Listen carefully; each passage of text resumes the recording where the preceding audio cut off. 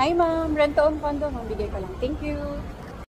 Hi guys! It's me again, your property specialist, Miss Jess. And for today's vlog, samahan nyo akong mag-ikot dito sa Manhattan, Cubao. By the way, yung office namin here is just right beside Manhattan Parkview Tower 3. And makikita nyo, Mega World RFO Premiere.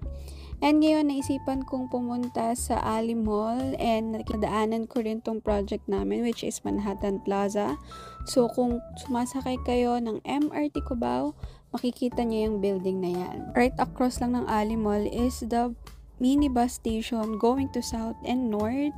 And just right across bus station is the Fiesta Carnival. Pagpasok nyo pa lang dito is napakaaliwalas and napakalaki ng area. So ito merong table tennis, pwede ka rin mag-skating, meron din silang billiards, and meron ding arcade. Yan, so napakaganda and napakasaya ng lugar na to guys. So I hope ma-experience nyo rin siya. And ito naman yung WeJump. Meron din silang WeJump. Meron din videoke, may billiards. So, for sure, may enjoy siya kahit ng bata or matanda.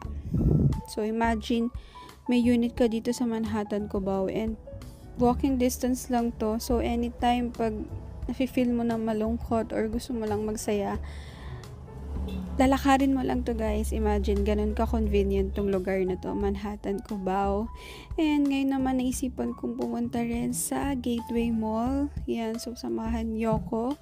Ito, so connected na siya dito sa SM. And by the way guys, connected din tong Gateway Mall sa MRT station. So ganun siya ka-convenient and napakalaki nito guys. So kung first time mo dito, for sure maliligaw ka din. And sinadya ko talagang puntahan din itong rooftop garden dito sa Gateway Mall. So, andito rin yung chapel. And, napakaaliwalas nito, open air.